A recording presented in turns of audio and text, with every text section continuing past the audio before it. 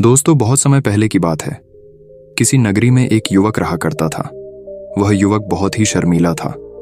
वह इतना शर्मीला था कि जब भी उसके सामने कोई नया व्यक्ति आ खड़ा होता तो वह उससे बात तक नहीं करता था। यहां तक कि जिन्हें वह जानता था, पहचानता था, उनसे भी बात करने में उसे बहुत शर्माया करता था। वह उनसे भी ठीक से बात नहीं कर पाता था और अपनी इस समस्या के कारण वह खुद ही बहुत परेशान रहता था, क्योंकि वह अपने जीवन में कुछ कर ही नहीं पा रहा था। धीरे धीरे समय बीतता गया और समय बीतने के साथ साथ उस युवक की शर्माने की आदत भी बढ़ती चली गई, जिसके कारण वह अत्यधिक निराश रहने लगा, परेशान रहने लगा, चिंतित रहने लगा। उसे यह समझ नहीं आ रहा था कि वह अपनी इस समस्या से किस तरह से छुटकारा पाए। उसके घर वाले भी अब उसकी इस समस्या को लेकर बहुत चिंतित रहने लगे थे। वे सोचते थे, इसका क्या होगा, ये अपने जीवन में कुछ कर पाएगा भी या नहीं। जब भी वह कहीं पर काम के लिए जाता तो लोग उसके इस सीधेपन का फायदा उठाते, उसे परेशान करते। वह कुछ ज्यादा कह नहीं पाता था, जिसके कारण उसे कोई कुछ भी कह देता और वहां से चला जाता है। इन्हीं सब कारणों की वजह से उसका मन कहीं भी किसी भी काम में नहीं लगता। वह हर काम को कुछ ही दिनों में छोड़ दिया करता। उसके मन में बहुत कुछ चल रहा था। उसके मन में विचारों के तूफान उठ रहे थे। वह सबसे बहुत कुछ कहना चाहता था, लेकिन अपनी इस आदत के कारण वह किसी से कुछ नहीं कह पा रहा था। वह अंदर ही अंदर घुटता जा रहा था। सारे विचार, सारी बातें उसके मन में ही दबी पड़ी थीं।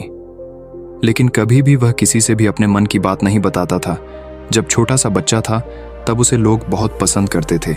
उसकी इस आदत को भी लोग सराहते थे।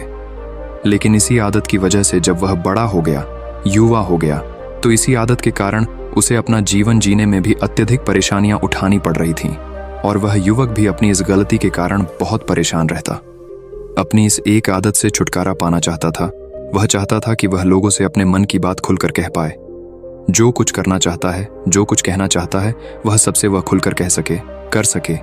लेकिन जब भी कोई दूसरा उसके सामने आता तो उसकी जुबान मानो खुलती ही नहीं। यहाँ तक कि वह अपने माता पिता के सामने भी ठीक से बात नहीं कर पाता था। केवल उसके कुछ मित्र थे जिनसे वह अपने मन की बात कर पाता था। जब भी वह किसी बात का जवाब देता तो लोग उसकी हंसी उड़ाते थे, उसका मजाक बनाते। लोग कहते हैं कि आज तो तेरे मुंह में भी जबान आ गई है। यह समस्या दिन ब दिन बढ़ती चली जा रही थी और इस समस्या के कारण अब उसके पिता भी अत्यधिक चिंतित रहने लगे थे। वह चाहते थे कि उनका बेटा भी दूसरों के सामने अपने मन की बात रख सके। लेकिन एक दिन जब अपने उस बेटे को दूसरों के सामने शर्मिंदा होता हुआ देख रहे थे, तभी उन्हें बहुत क्रोध आया और वह अपने बेटे को खरी खोटी सुनाने लगे। उन्होंने उसे इतना डांट दिया कि वह युवा लड़का अत्यधिक क्रोधित हो गया और वहां से बिना कुछ कहे वहां से चला गया। शाम हो चुकी थी और अब तक उनका बेटा घर नहीं लौटा था। माता और पिता दोनों बड़े ही चिंतित थे।